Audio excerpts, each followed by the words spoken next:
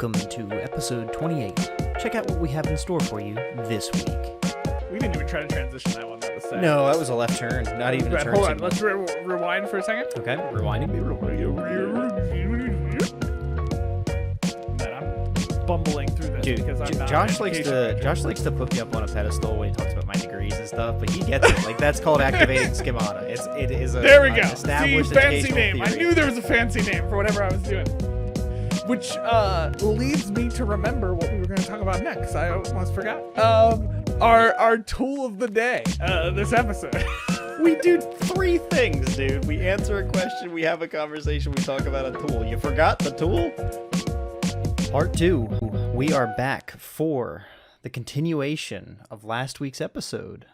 This is the first time we're doing this. Yeah, we have a part 2. It's crazy. Last It's week, like we had enough content to talk about. or last time, time is relative, right? Clocks are Yeah. made up.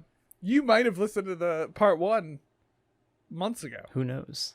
And then you disappeared because you thought you could get away from us, and then you were like, I need the answers. I need more to Will know and what Josh happens in my life. in part 2. So last time we talked about how to design for learning, part 1. That's really awesome.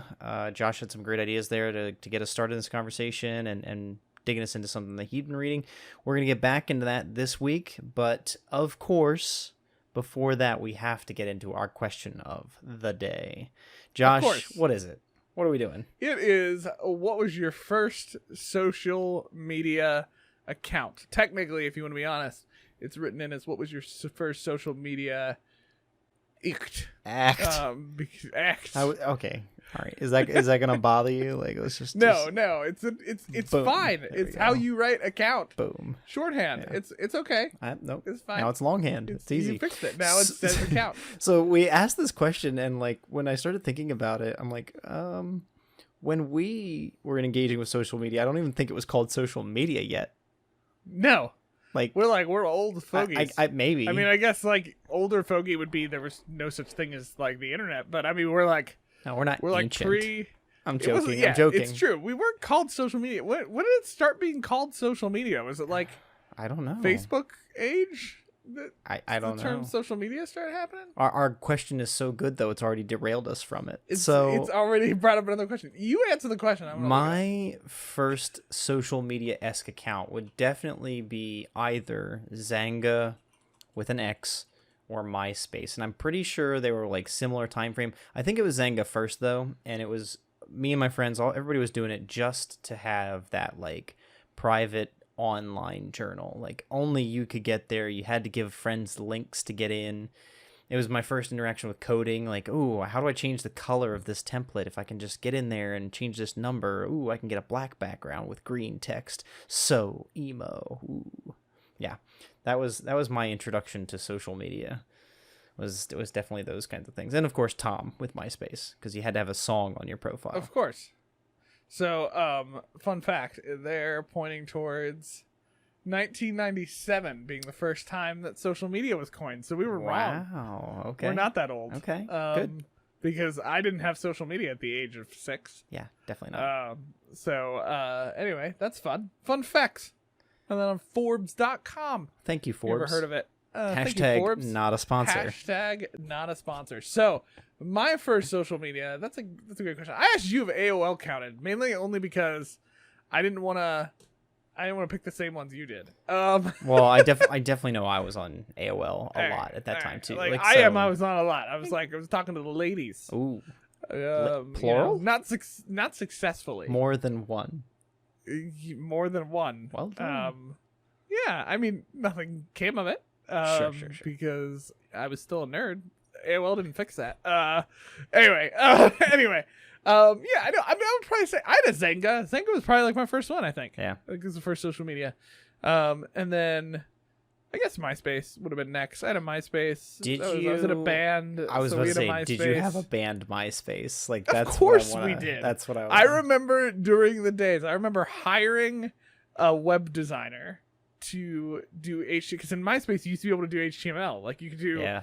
HTML like code around the thing. And so we had like a whole, that was the big thing back in the day on MySpace was So the band the- hired somebody. the professional bands had like a professionally designed MySpace page. Wow. So that's what we did. We had paid a web designer during one of our CD releases, I think, to like redesign all of MySpace for us. And we had a pretty sick like design. It's basically like a website. And then Facebook happened, and MySpace stopped being the popular place for those things. And now Tom's sad and alone in his own MySpace. All by himself. Anyway, so yeah, I mean, those are my first ones, I guess. Zanga I had for a short period of time. It was really just because I wanted to be cool, and I think I like created a Zanga. There was a girl that I liked who had a Zanga, That's it. and I was like, this is the thing. That's I all gotta it do takes. this. And it's not like I did anything with it. It was not. Oh, Yeah. I tried to blog, and I was like, I'm gonna Of course you did. like write every week, and I'm gonna use it as a journal. It was cringeworthy. Yeah, you used it how it was meant to be Yeah. used. I literally just like, I think the only thing I took joy in was making sure I had the right songs on the player. Yeah. Oh yeah. On my Zanga. And like getting the MySpace. That music was, to like, put a on thing. it. Yeah. Yeah. So, cool. That's That was a fun. that's the insights little from memory well, lane. and I don't know if you ask somebody that in 10 years, they're gonna be like, I don't know, Snapchat. I'm like, ew, like that was your first social media. Like, Yeah, now so- we have like Snarg Chat. I don't know. I'm just trying to come up with I like think you should coin it right now. But Snarg Chat. But band name dibs, you know. Snarg Chat? That's a horrible band name. Hey, don't come at me. Sorry. I'm not coming at you. I'm the one who came up with the thing. Fair. So that's a little bit of us this week, digging back into how to design for learning part 2, the conversation of Yeah. the week. We didn't even try to transition that one. That was sad. No, that was a left turn, not That was even a bad. turn Hold on. signal. Let's rewind for a second. Okay, rewinding. So I got a web designer for my MySpace, Oh, because yeah. you needed to organize Right. and, have a good experience for people. Because sometimes you have to design things, Wow. What Like- might you have to design, Josh? Like maybe a learning experience, like a class or something, or like an online What a course or something. transition. I know what transition, but there you go, nailed it. Yeah. So how to design for learning part 2? Okay, the titling that we slightly stole from the book that I read, and I like what they did, which is How to Design for Learning, which is a great book. Again, highly recommend it. Isn't it designed for how people learn? Yes, design for how people learn. Okay, we didn't completely Julie steal it. Dirksen. Yeah, go If, for if us. we're gonna steal, we at least got to give credit. Yeah, we at least get Hashtag so- not a sponsor.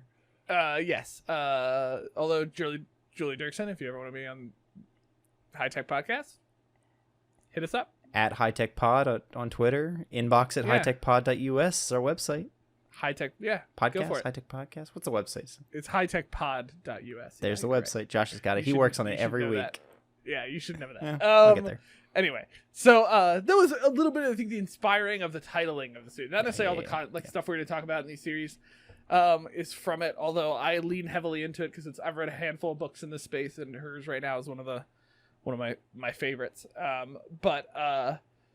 Yeah, so we gave it an original title as well because part 2, Yeah, so easy. Well, Couldn't let you last do anything time we dug into a lot of definitions. We kind of set the groundwork for like Yes. what's the goals, Yeah. define your learner, define the Yeah, gaps. We gave it the exact order in which you should prepare for designing a learning. well, roughly. like it was one. it's a sandbox, step- Josh. You know. Step 1, it's a sandbox with steps. Step 1. No. Okay, if you don't know what's going on, you need to listen to part 1 because we had a little like a disagreement of slights about stuff. But we talked about like how to prep for design and learning. Like we talked about, this is not whether you're designing a lesson plan or physical class, like curriculum for your actual class, you're designing an online course like Will and I have done in our jobs. Whatever you're doing, there's like a process to it. We talk about just not like jumping in and doing what I see a lot of people do, which is resources, activity, paper, things, done. Hundreds of them in one folder. Yes. There's a process. And we talked about, just kind of reviewing from last week's episode in case you forgot, that, we want to define what the goals are, right? For whatever you're doing. In education, we call those student learning outcomes or SLOs. but really all those are fancy terms for goals. Or objectives, and, or objectives. or- Yes, or- I would just call them goals. Your goal is that objective happens.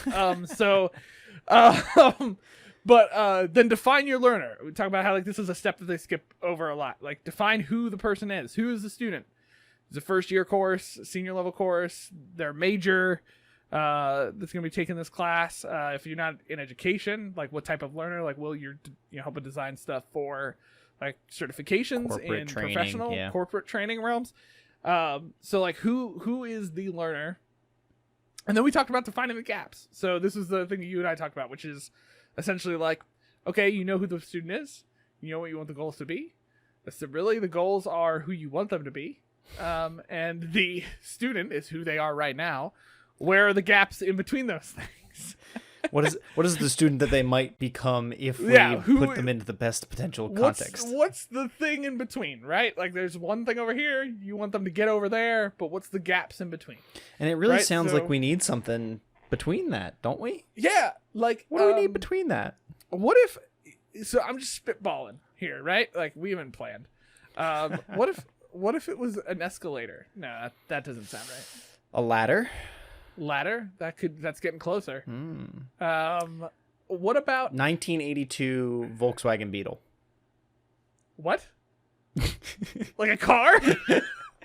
You want them to get there fast, right? And in style. Yeah, everybody, here's your solution. If you need to get over a gap, okay? Just find yourself a Volkswagen Beetle and drive forward. You will obviously get over that gap. I don't know what else can happen. So we need a ramp. Yeah, or we need a bridge Ah. of sorts. Maybe that's a safer route. Things that we have built. I mean, I guess it depends on who's building the bridge, but a bridge might be a better route. Although I kind of now want to change this to define the gaps and then start building the ramp. I killed myself with the Volkswagen thing. I'm just laughing. I can't. I'm done. How would this episode be so different if it was define the gaps and then Build a ramp. build the Volkswagen Beetle?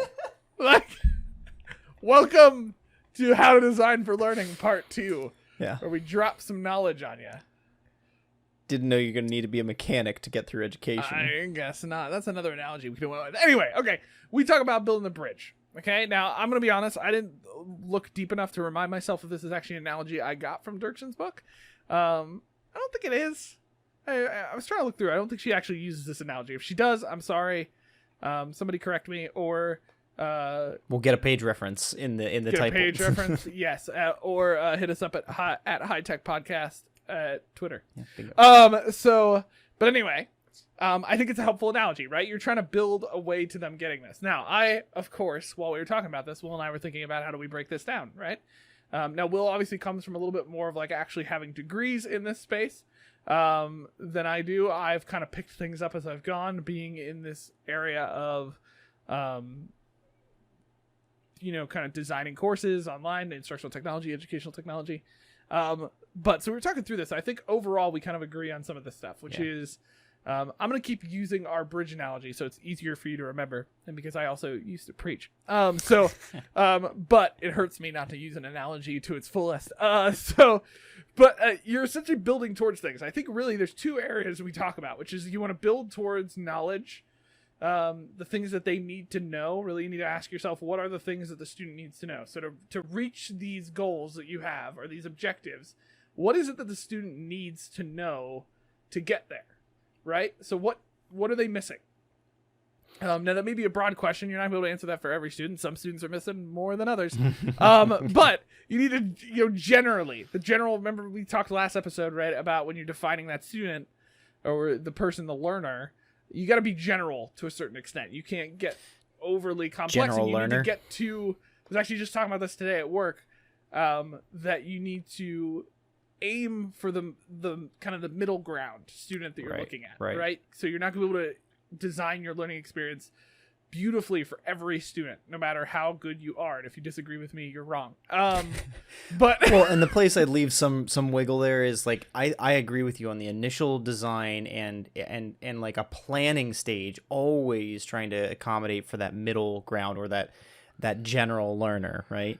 But I think a course can get better or more specific over time, right? Because Yeah, that's true. your initial assessment of your learner will only get more accurate the more times you teach the course. So Yes. that's where you can get more specific, but true. start with that generic, very There's still vague learner. Yeah, there's still a middle ground even in that though. Like I've seen the instructors who I call my like overachievers, who are like every time the course happens, they're like retweaking things because they found a new student. Well, here's the problem: they retweak things, all of a sudden another new student pops up next semester. You're just chasing your and tail. Those new students are completely different. So like you can absolutely achieve that, but you also have to be careful not trying to accommodate everything for every student. While we want to be inclusive and accessible in the courses that we build, whether online or our physical classes, we still need to account for the fact that we're not going to be able to be everything to everyone. And so at least when starting, aim for that middle.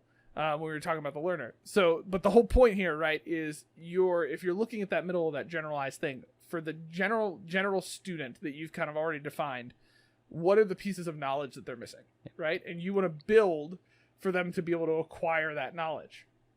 And then we talked about being able to build your course to also then acquire the skills or the abilities to do what they need to do. So that other piece is, what do they need to be able to do? What do they have to be able to do with the knowledge that you give them?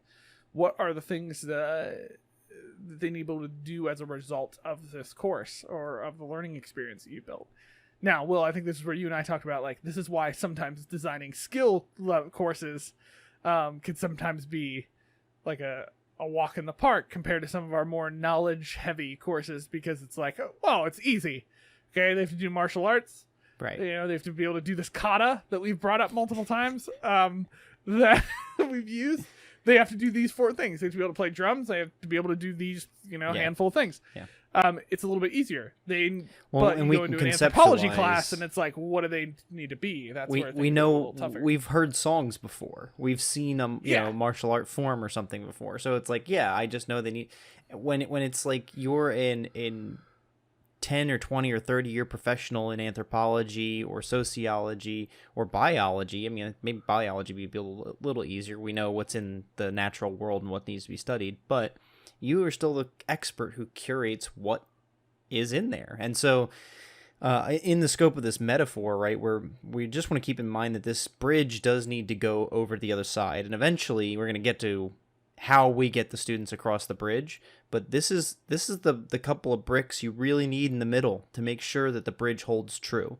Because if we don't know what they are going to do or what they need to do, just giving them exams is not going to be the truest test of their knowledge. Because when it comes to educational psychology, we break education down very simply into 2 main movements. There's retention of knowledge, and transfer of knowledge. So getting students to hear and interact with your content isn't too hard, right? You just talk.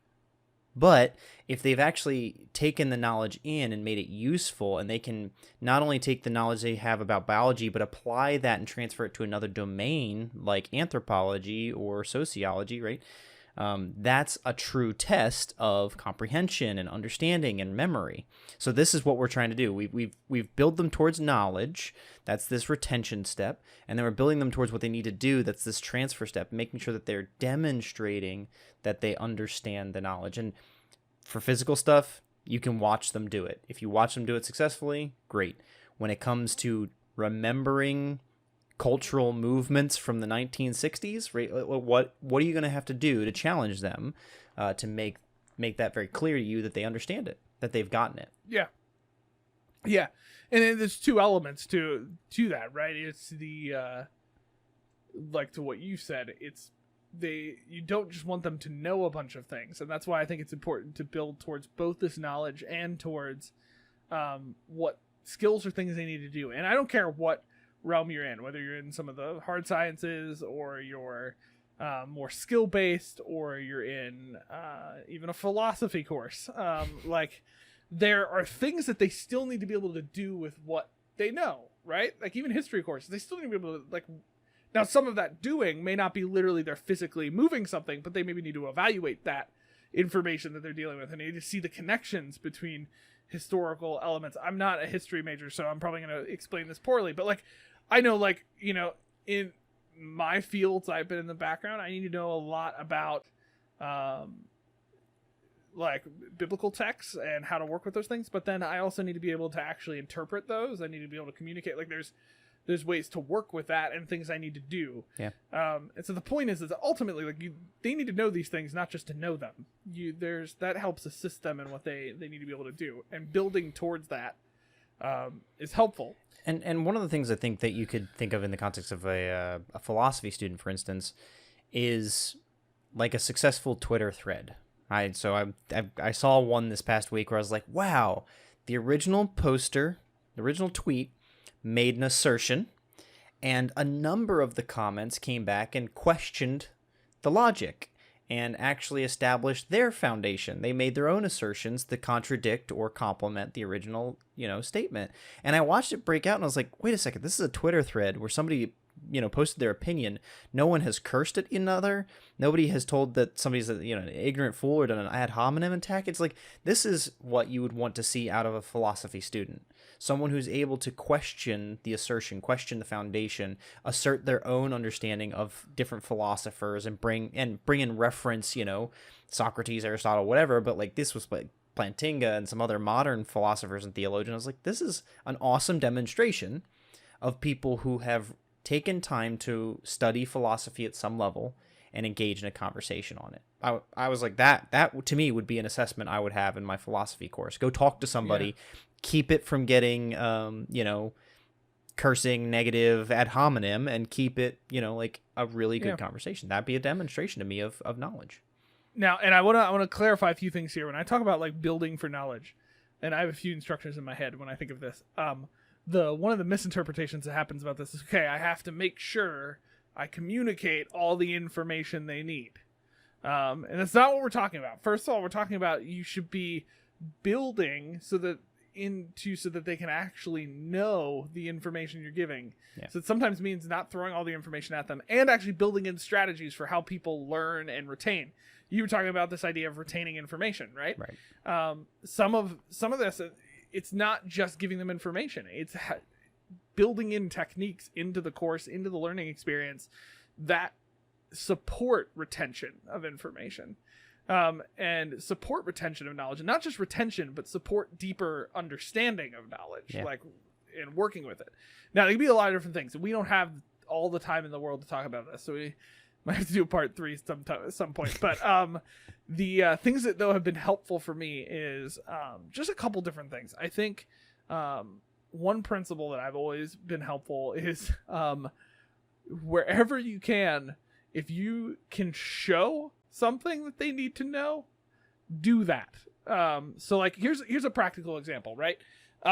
Like course that actually this is an example from you. At one point, what tool were you talking about that one of your instructors did like a 360 view video with them in a kayak? Oh yeah, that was a science professor. Yep.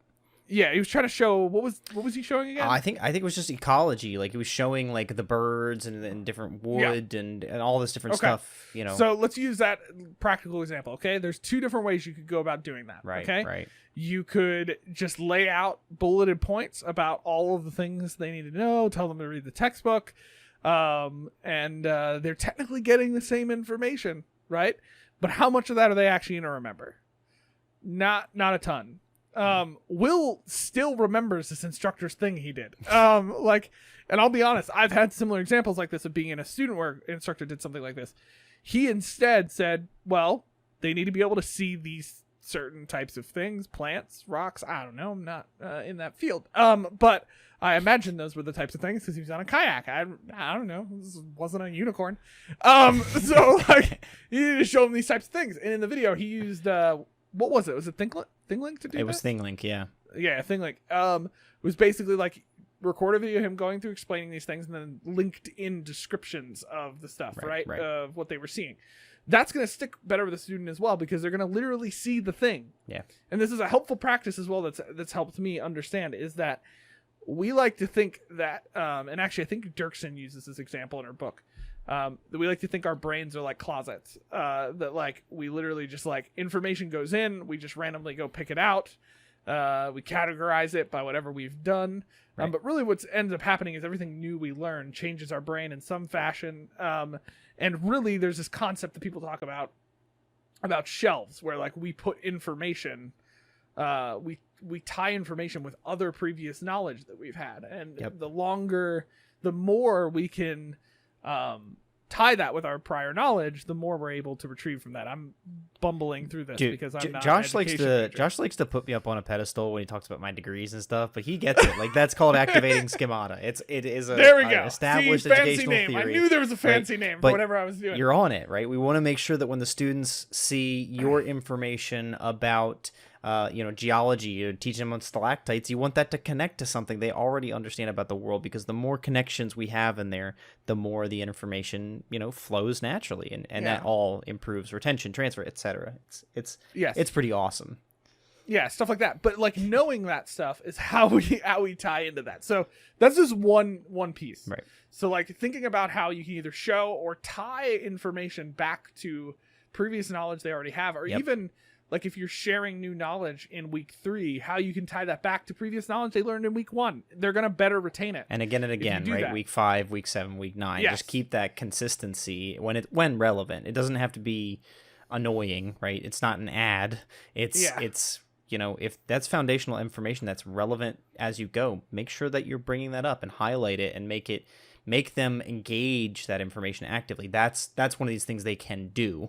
And I don't want to do too hard of a left turn here, but I really do think that connects to this next point of like, if you've got this bridge in place, we need to get those students motivated to engage with any of this. Motivation is such a key element in their learning process, and I think that something like that, where they can have these like early wins, like, all right, week 1's usually not too hard. So if they've got information from week 1 down and you bring that back up in week 3, it's like, oh yeah, dude, I already understand that. Like that's easy for me to build on something that you want me to now do in week 3, and because I already understand it from week 1. And you can kind of keep that cycle moving where, It's true. I don't know, like Legos, like scaffolds, like whatever. You're just building these students up, and they don't even realize how much further they've gotten by just your simple practice. And I know that this comes up in my personal experience from like teaching people language, teaching people English. One of the best assessments for teaching people how to speak language is to record and listen back to recordings.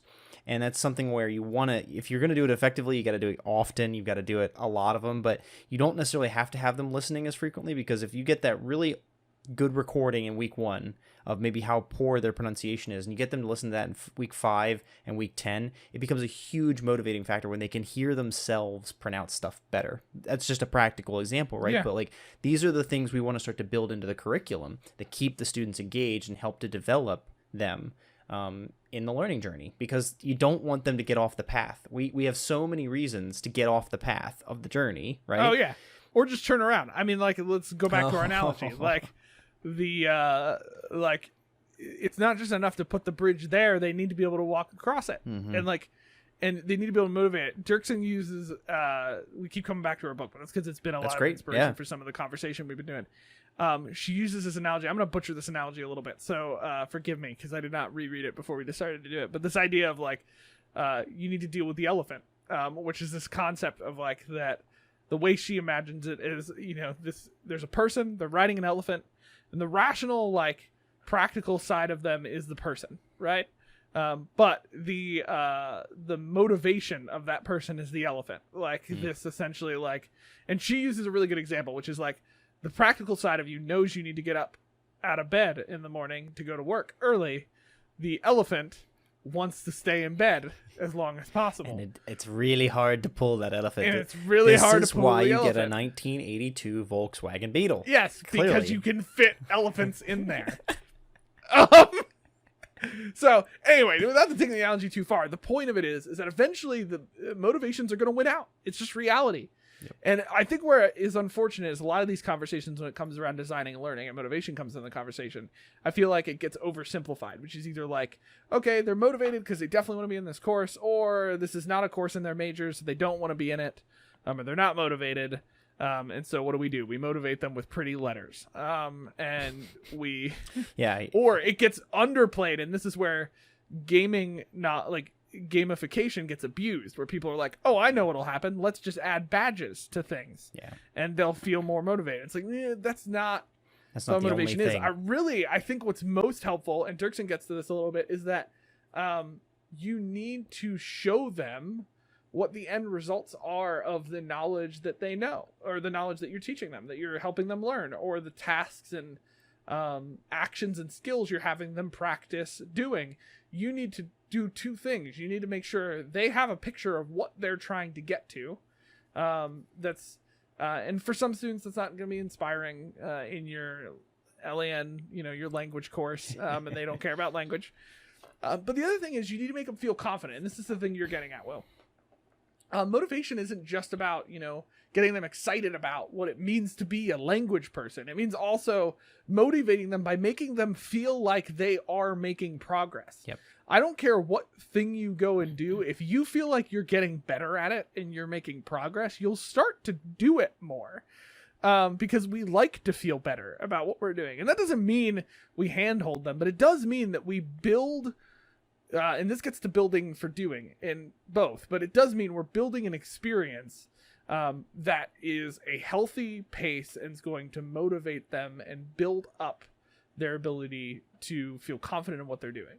Dirksen says a comment in one of our books in a summary, and I think it's super helpful, is a successful learning experience should have the learner feeling confident and successful like they invented calculus.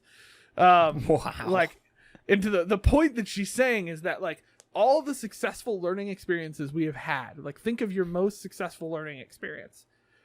Did you fail horribly at the end of the successful learning experience, or did you feel like you succeeded? Right. Like, most of us are going to say we felt like we succeeded. Well, and even if there was a failure in there, there's like that you still succeeded because you beat the failure or something. Yeah. So, and that doesn't mean we're just making our students feel good all the time. It does mean, though, that week 1 shouldn't be as difficult as week 7 of your course. It does mean that you don't slam them in week 1 with hundreds of pages of reading and then give them this giant surprise exam online or anywhere that they're at, and that they're clearly going to fail. Josh and I have never seen that. What? We've never seen that. Like, sometimes I feel like instructors are out there to make them feel like they failed, and there's a certain part of this where it's like you're just demotivating your students to continue. Yep. And so it's not about making them feel good, but it is about giving them the confidence to keep moving forward, that inspires them to learn more, that inspires them to push further. Yeah. And I think that's a helpful piece to remind ourselves in there. And one of the best examples I can pull from as well, and I keep coming back to it, is that I think one of the reasons people started trying to do gamification is because they noticed there was something in video games that did this. But they thought it was just that video games gave you achievements. But really, it's not actually that. It's actually that video games are very good at pacing. Yeah. The best video games are the ones who make you feel like you're a god at the beginning while you're learning, and then they slowly start to take away challenge you. And challenge you, but they healthily challenge you. Yeah. And push you. And that's what we need to do in our learning experience. In that same vein, I think that actually connects me to something from Universal Design for Learning, which is this idea of forgiveness. We see it in Universal Design for like architecture and access and physical buildings and stuff, but forgiveness is this idea that you can try and try again. Like if something doesn't necessarily work the first time, or if something's not as easy to smooth over the right way, you can have more than one way to get it done. So like video games, Josh and I have both played video games that did not have checkpoints. Like, I remember my first video games playing them, like, you sat down, if you started the level, you played the level or you lost. Like, you better be in it for the long haul.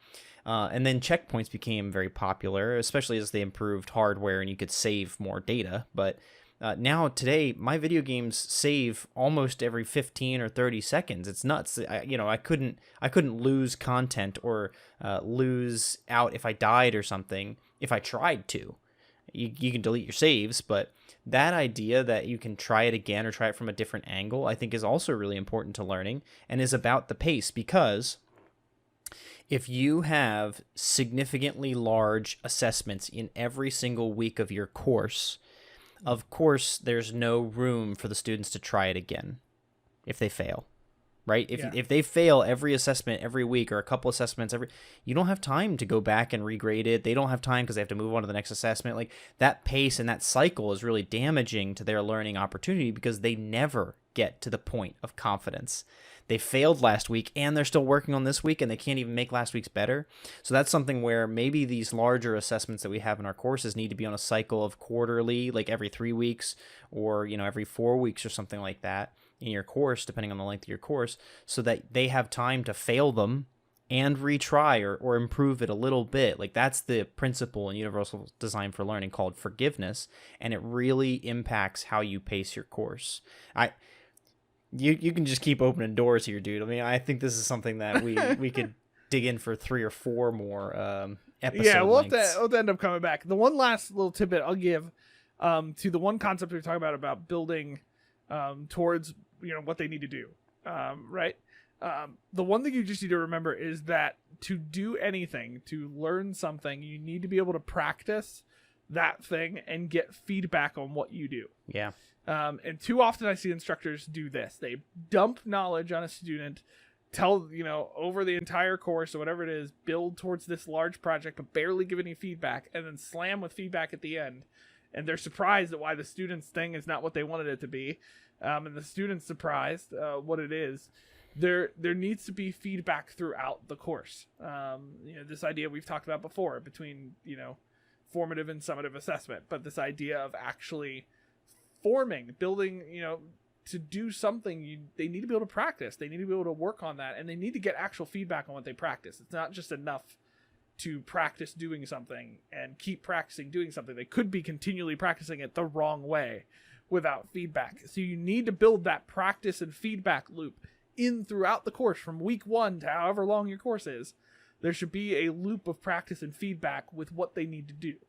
And over time, that's what builds up towards whatever that ultimate thing is you wanted them to do in that goal. So there's a lot that we dumped on in there and throughout there, and there will probably be a part 4 at some time. It will not be the next episode because we need to move on to new conversations. But when you build this way, when you design this way, well, you could say that your students can rise to the occasion. Okay? You articulated that very well. I know, I did.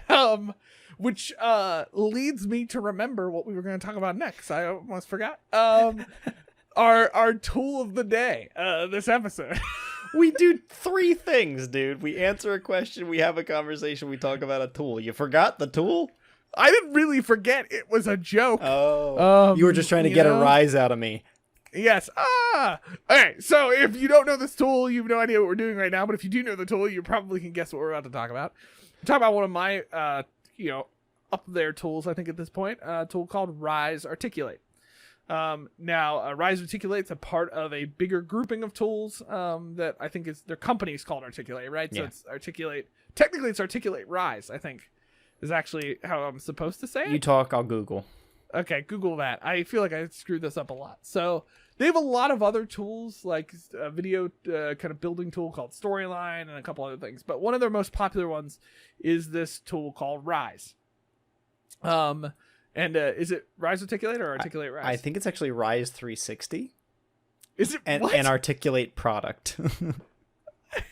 I don't. And I think there's been some rebranding because it did not used to be called Rise 360. There's also Storyline 360. There's all these 360s. So I think it's Articulate's the company. It is Rise 360. It's Articulate 360. Yep. And then they have a whole bunch of options. So we'll cut the last 3 minutes of the episode and tell you that we're going to talk about Rise 360 now. Rise 360, yeah. So Rise 360 is it's a content management system, LMS system type of thing, where Rise, I think, most often is seen is very popular is in kind of actually your work. Corporate facing. More corporate learning development. They've kind of made a name for themselves in there. I think that's probably a good way to put it. So they do get used in education, though. Our institution I work at, our director wonderfully fit the price tag in for Rise in a great time, and we got a hold of it, which is a beautiful thing. So we use it. It can be embedded in your LMSs and in the content that you do. But it pairs well with the one we did last episode, H5P. Yeah. They both kind of have a name in this field. They have it for different reasons. But what I really like about Rise is it is all about building a learning experience, an online learning experience. And I'll be honest right away. They're not free. Their prices, I mean, it's not the worst for what they do. But again, just like H5P last week, this tool is not cheap. So I think it's like $1,000 a year for a personal plan and $1,300 for a team plan.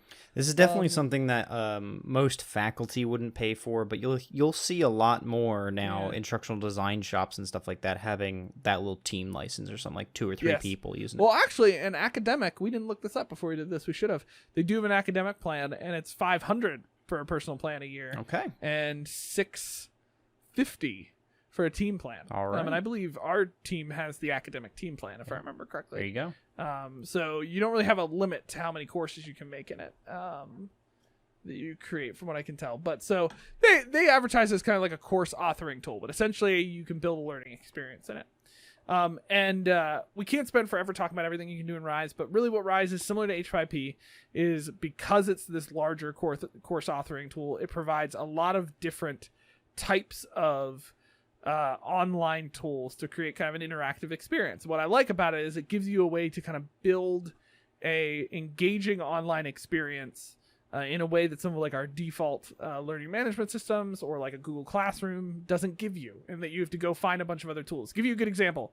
Half of the tools that Will and I have advertised at some point in this episode, the same thing can be done in Rise. Right. With a tool they already have. Right. So I've built a couple courses in Rise. They've mostly been training courses that we've done for our LMS. But I've been able to do stuff like hotspots where I can put images up and put, little hotspots they click on, they get information out of. ThingLink, the tool that we advertise that does that. Rise has it built in. They have a lot of different like knowledge check quiz type of systems that are set up. That you can do a bunch of different stuff, matching different options. And the end product is really slick too, because it's pretty much a website. It's, like I don't want folks to get kind of confused, like what's this going to look like, or how's it going to, by the end of it, you could just give them, the students, a link and they click on it and they'll see your welcome message, and you will design into it how they should move to the next module and through the lessons and all that stuff. So it's really straightforward. You get to build a really good experience. And what I really think it's good for in an academic setting is building kind of interactive content that can be put into your course, whether it's through a link or you send it to them, that's not just providing them information, but is providing it in a way that's interactive, engaging for the student, and will help with retention and learning. That gets to some of the stuff we're talking about. Like where I liked using like hotspots, for example, where I've used them is I need to show something to students and I want them to be able to see the interface or see the thing that we're showing to them, and they can click on the numbers to tie that item to there. Like you've done this, Will, in other contexts, but you could do this in Rise, right? Where like maybe you need to do geography and a map, right? And so you do a map and they click on that, that country or whatever it is that's been hotspotted, and that opens up maybe an image of the country or the description or a video about the country. More content to learn. And you could say, well, why would I do that when I could just show them a picture of the map that points to where it is and then, do a video? Well, there is something unique about when they look at that map, they click on the video, they play the video, they're building this, in a very small way. They're building what we've talked about, I think, this shelf idea. They're building this idea of like, okay, the image where the location was is now being tied to the information they got from the video. And mentally, you can retain that information better by actually visualizing. I've had this happen to myself. I visualize the map. Right. And all of a sudden now I'm picking up the video content from when I clicked on Israel. I don't know why I'm picking Israel. Because we've done that. Because we've done that. So you do that in there. So it's really helpful. And they have a lot of cool other interactive things. Like they have a timeline feature that I've used, which has been really good for communicating information. And to Will's point, the final product's really slick. You send that link to them. The thing I really like about it is they take the principle we've been talking about, which is confidence and kind of motivation. They show progress. I run by a principle that if you can show progress anywhere, do it. Yeah. Because we're motivated by the progress we're making. So in Rise, when a student goes through a course, it'll start to show them like, okay, you're 10% done with the course. You're 50% done with the course. It'll show you when things are checked off. That's motivating. If I get to 50%, oh man, I'm gonna keep going. And you may joke about this. Like some of our more academic friends will be like, okay, sure, I guess. But like, think about it. Like without the progression, like, and you start going through that course, like a student could technically be 50% of the way through the course. But if they don't know and something unmotivates them, Right. maybe like a bad grade, a bad whatever, that can totally change the course of how they interact with that. Hey, that I was learning just doing a experience. work project today where I was like, all right, I've already gone through 60 rows of all this data and I was like, maybe I'll take a break, or it's almost lunchtime. And I scrolled down a little bit. I saw I had 6 more rows to go. I was like, oh, I can do these 6 rows. Like I can do this before. Like I was ready to stop. Like you're saying, I was ready. I was unmotivated. I had been sitting there for so long, but when I saw that I only had a few more to do, it was like, yeah, I could do that. That's easy. Yeah, exactly. One of the other, so they go off like this block system, so you can Mhm. add blocks into it. One of the things I really like is they have this block called the process block, which is essentially like, it's a, you know how you like, okay, so you'd write out a step, right? So let's say we're going to write out a step to do something. So let's say you're going to write out a step for how to do a kata, just hypothetically. I don't know. What's it? Give me something. Give me something Go more for it, practical that's than fine. kata. Okay, How, kata. Okay. how to edit an episode. I don't know. Like, I don't know. Let's do kata's more fun. Yep. Let's do kata. Okay, so let's say you're gonna do a step-by-step process how to teach somebody taekwondo kata. Okay, what's like the first 3 steps? well, which one? I'm Right. actually asking. you. I Right. don't So know. turn to your left and do a low block with a left walking stance, and make sure you got your weight distribution. Make sure you got your hands in place. Make sure you did your chamber. Okay. Move number 1. Okay. Move number Okay. 2. Oh gosh. Okay. That was only move number 1. Step and punch. Make sure you've gotten going into right walking stance. Make sure you got your hand in the right position. Your other hand's on your hip. Make sure you did the full motion, action, reaction, equilibrium. That's 2 moves. That's 2 moves? Yeah. Okay. See, this is complicated. Okay. We'll just describe it. Okay. Now, there's a couple ways you could do this. If you're designing, let's talk about an online course. Okay. There's a couple ways you could do this in an online course. You could do one singular video, walks through that whole thing. They have to remember which is step 1, step 2, whatever it is. Maybe you make several separate videos for that. Okay. Right. I'm just tossing out ideas. You bullet out the different things. Maybe have some images with them if you're lucky, but maybe the instructor was lazy and made some bullets and didn't do anything. I know that sounds mean, but it's often what happens. But Rise has the process tool. So here's what the process tool can do. Essentially, they have this little thing here that's like an introduction to whatever process they're about to do. So I would introduce maybe to the whole kata of its entirety, or whatever it may be. And they literally click start, and it takes them to step 1. And you can embed video, image, content, anything you want in step 1 with a text description. And so you could have that in there. What I'd probably do is like a short video of you doing the first step, right? Like of what they need to do. Then they click a fun little arrow that takes them to step 2. And breaks it down. And there's some visual cues here to give them these steps. Right. It has step 2 in red above it, right? And so you can put a video, a little bit of description in there. And you keep going through that until it comes to an end with a summary card. That the summary card will then summarize the steps that they went through. But then they have a little button that they click on that says start again. And it'll take them to step 1. And the whole time they're doing this, at the bottom of each one, it's circling the step that they're on. And they're moving through it and getting closer and closer to a check mark at the end. That's cool. Of doing it. So this sounds small, but it's actually using a lot of learning design meets interface design to create this experience for a student, which is kind of this card by card step system that they can go through to practice doing something. And that's like, I really like it. It works really well for some of the trainings we do for technical training, but I can see it working in several different areas for just teaching a process. And what it's doing as well, by forcing them to go step 1 and then click next to go to step 2, it's forcing them to work through those steps in a paced method. Right. And it also gives them an interface that they can go back and check out what step 2 was, because they may have forgotten what step 2 was, but they got step 3 down. And that's stuff like that. That's like the infinite problem of learning a martial arts form from a video, right? Like if I just tell you go on YouTube, search the pattern Chun-Ji and learn it, you can watch all 19 moves in a row. You can watch a minute and 10, 15 second video and you can see the motions, but you're not going to get the detail that I was giving you on the first 2 moves, right?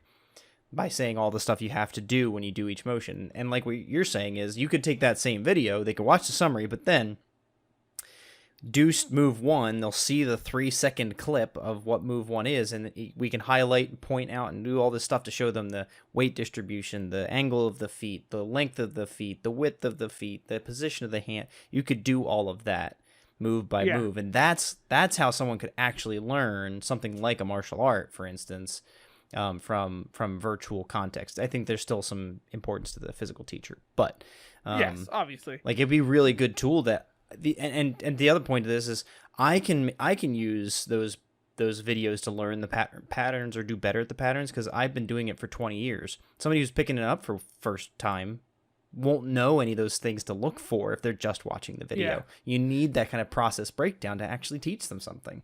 Yeah.